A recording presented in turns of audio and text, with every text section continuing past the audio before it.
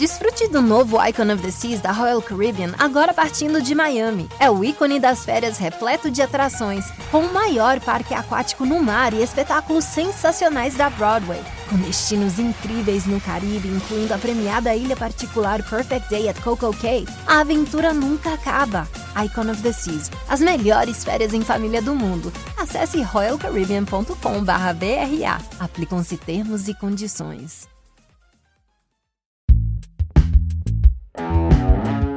Today on CityCast Boise.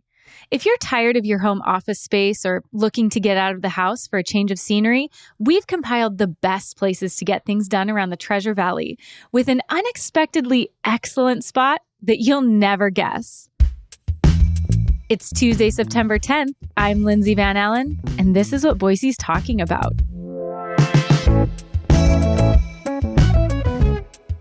Where can you go to get things done in Boise? If you're working from home or you just really need to accomplish something, where in our city can you go? Today, I have Nick Qua, friend of the podcast, and Blake Hunter, our Hey Boise newsletter editor. Hey, guys. Hello, hello. Hey, Lindsay. Hey, thanks so much for joining me. Where do you guys get work done? I think we actually, Blake. I think we share the same office. Yeah, that's true. So we're both. I think. What's the word? Tenants, subscribers to Trailhead down in downtown Boise.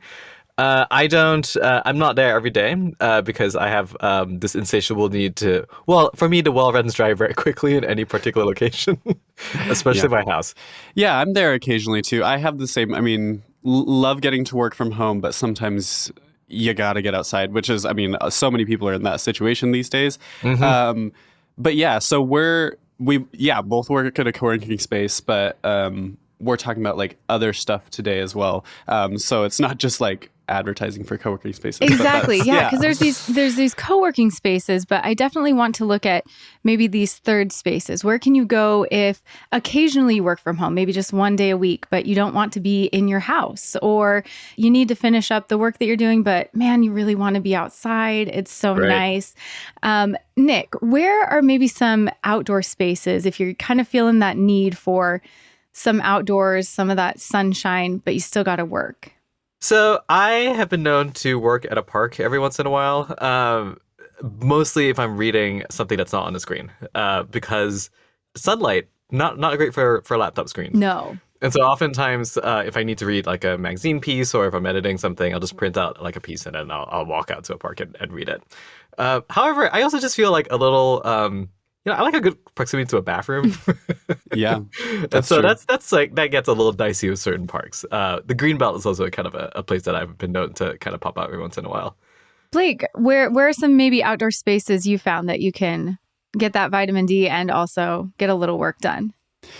Yeah, I think that honestly, rather than going to like one of the really big parks that you know are pretty much going to be busy, anytime, I think that my best luck has been with like smaller neighborhood parks and that kind of thing. So like for me and like folks in like West End, like Fairview is a really good place for that. I mean, they don't have and it's funny because it's whether if you really have to have tables, your park choices might be limited. But if you're okay with like sitting on the ground for a little while, that's great. I think that like small neighborhood parks are really the way to go. I think for sure. That, like Kristen Armstrong Municipal Park in the West End. East End, sorry. I used to live over there and I remember it so fondly. It's still one of my favorite parks. Downtown, like Cherie Buckner Webb, just like the smaller... Cherie Buckner Webb is like built for that space. Like, yes, right exactly. Now. Yeah, and it has a bathroom. It does, yeah. One thing that I always like feel a little self-conscious about, so I do take a ton of phone calls for work. I don't feel great taking phone calls in parks, in part because of self-consciousness, but also like, am I bothering other people? That's a little tricky. Yeah, no, that could definitely be tricky. Blake, I agree with you. So as a Meridian girly, I want to represent with Meridian because we're always talking about Boise spaces, and I want Meridian people to know there are some spaces for them too. But definitely just the little pocket parks. We have so many that are kind of tucked away. And especially during like business hours, school hours, there's usually not many kids there, if any. So it's going to be quiet. you can think. 8th Street Park is fantastic. There's a bathroom there. There's a little area with like picnic tables and things. And it's got a lot of shade. So you can have the shade, you can have the sun. It doesn't get too hot. Chateau Park is another great one. Bathrooms. Great name. I know. Isn't that great? Sure. I know. Chateau Park. It's not that fancy of a park to have that fancy of a name, but it's a great space. Like there's big fields if you just want to go sit in the grass for a minute, read. There's, tables, all kinds of stuff. Listen, we do love an aspirational name. We do have Mountain Home not too far from here. Yeah, Exactly. No, it maybe just feels better. Like I'm at Chateau Park, guys. And then I also think Julius Kleiner Park is a good one. That's right by the Village. And it's a huge space. It's so big. Yeah. Every time I go back there, I'm like, I forgot this was here. It's so massive. It is. I feel like wow. there's something about it. Like it's in the Bermuda Triangle or something because everyone kind of forgets about it. But then, I do the same thing. Then when I remember, I'm like, oh, this is a really great park.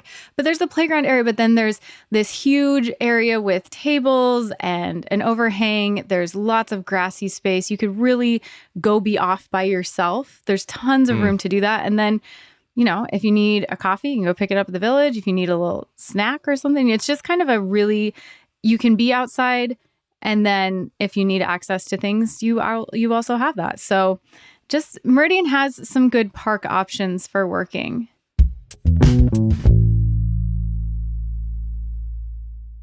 Estou passando nesse podcast para dividir uma informação que fez toda a diferença na minha vida. Quer fazer pós-graduação, mas tá impossível correr de um lugar pro outro? Pois é, ainda mais com o trânsito. Então você precisa conhecer a educação à distância do Senac. Sabia que é nota máxima no MEC? E tem diversos cursos de pós-graduação para te levar ainda mais longe. 100% online, sem necessidade de TCC e com acesso direto a todos os professores. Ah, saber isso fez diferença sim. Inscreva-se já na pós-graduação EAD. Quer saber? Senac EAD. Desde 2019, a Toyota vem acelerando o futuro, produzindo no Brasil o primeiro híbrido flex do mundo. De lá pra cá, as coisas mudaram. Muitos entraram na tendência que a gente criou. Mas sabe o que não mudou? A confiança do brasileiro na Toyota, que não veio da noite pro dia. Toyota, no futuro há muito tempo. Paz no trânsito começa por você. So the next category of spaces I wanted to talk about are spaces that you don't necessarily have to pay to go to the space, but it's maybe kind of expected that you'll pay while you're in the space, like a coffee shop or something like that, where they have lots of space or they have a space that is functional for work, but, buy a coffee, support the business. Blake, are there any of those spaces that you found have been really good for work, for getting stuff done? Oh, absolutely. I've spent so much time in coffee shops. And I just want to say off the top, like what you said with Meridian, the best place to work at, the best coffee shop to work at is not in Boise. It's the Flying M in Nampa.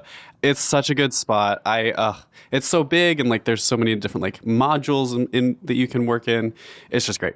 I think that some of my favorites to work at are any of the push and pours, which also, bonus kind of come with a patio if the conditions are right. Yeah. Necker's a great one. Broadcast, many of the ones downtown will certainly suffice because, you've got the outlets, you've got Wi-Fi, and that's essentially what you're paying for if you get a coffee there. Yeah, I mean, the cup of coffee is basically rent, right? Yes. Exactly, yeah. I mean, an hour, 2 hours or something. And, you kind of also sometimes have to read the room in terms of, is this something that this coffee shop wants to support? So, I'm thinking about, so Push and Pour on the Bench is a place that I love working, especially if it's raining, because it's really nice to look outside in those windows.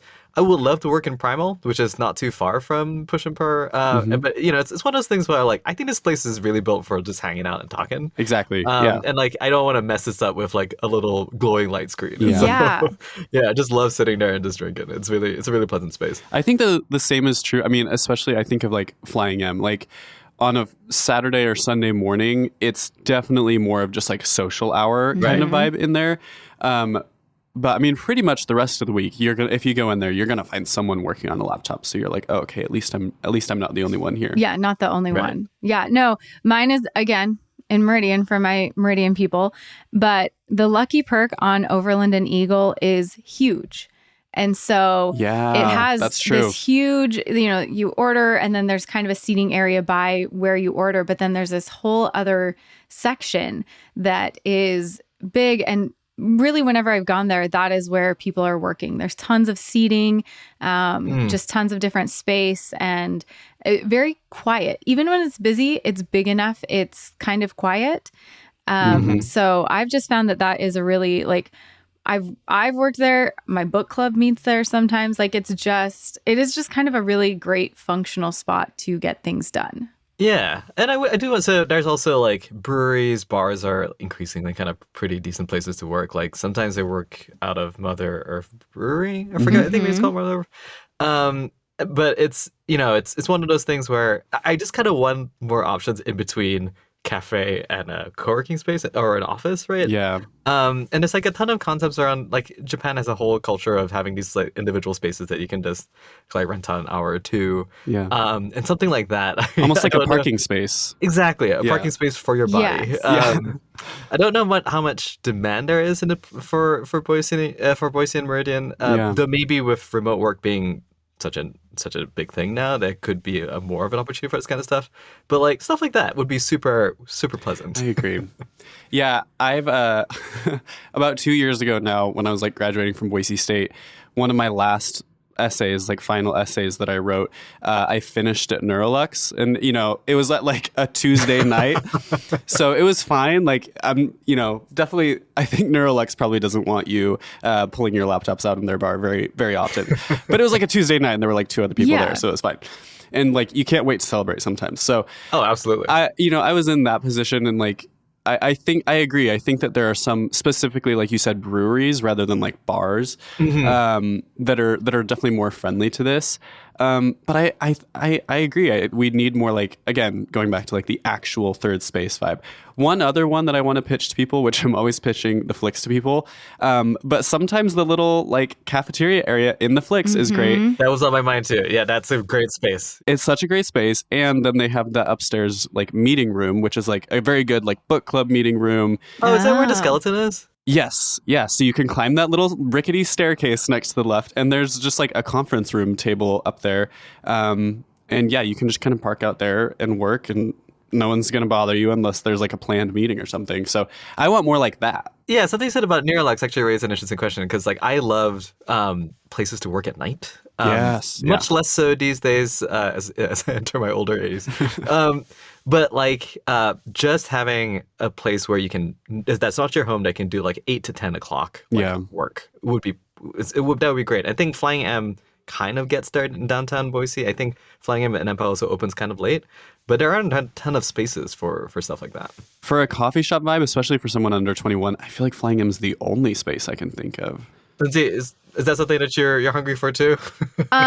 Not as much with the 3 kids. That's not so much a space totally I need. Totally fair. But I do recognize, I think this discussion of, do we have these spaces? So many of the people who have moved here in recent years are, working from home or remote workers, and that's part of why they moved here. They wanted to live here and still be working in other states, and so I think that there is this need for these spaces, and I don't know that necessarily we've kept up with it and really accommodated the growing population that needs these spaces in our area. So yeah, I don't know that we have these nighttime spaces for the college students or the young adults who just want to get out of the house for the evening, still need to get work done. Yeah.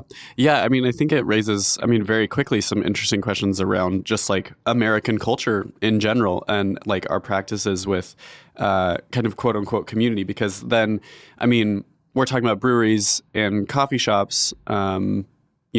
Coffee, a lot of coffee shops will often serve other things, but I think especially, even a few years ago, there's a big difference from what it is now. But breweries and bars, then you're kind of expected to maybe drink, and a lot of folks don't drink, or even aren't 21. So yeah, I think that you're right. It immediately kind of gets to some core cultural conversations. Yeah, that's such interesting, because it reminds me that I believe the 2019 Boise mayoral cycle, there was a candidate, I forget his name, who was arguing that there was not enough his framing was kid-friendly spaces. Yeah. But like in general, right, a space where you're not where the custom isn't built around a distinctly adult thing, or even paying a lot of money, right? Yeah. And I think that's something that, since the pandemic started, there has been a shift in this work culture. So how as a society are we going to keep up with that or accommodate that or make space for that in our societies? So jumping from businesses and or just even you're in the space, please buy a coffee, something to support them because you're in the seat. What are maybe some free spaces, like truly third spaces where you can go, you're not really expected to buy anything, and it really is a good spot to get work done? Do we have those spaces in this area? I mean, the clear first choice here is the library, right? Like that is the role that building, that institution plays in almost every city.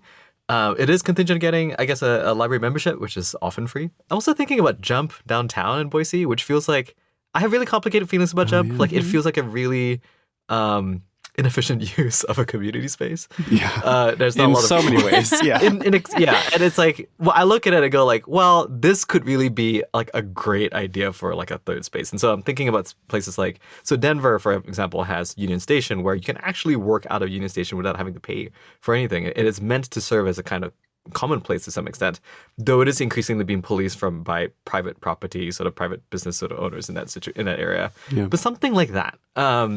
I would love to see more of that kind of stuff, though I understand the difficulty of opening up those kinds of spaces. Yeah, absolutely. I've got one that's kind of unusual. As a nurse, it's a bit of an insider location that people might not know about, or have thought of.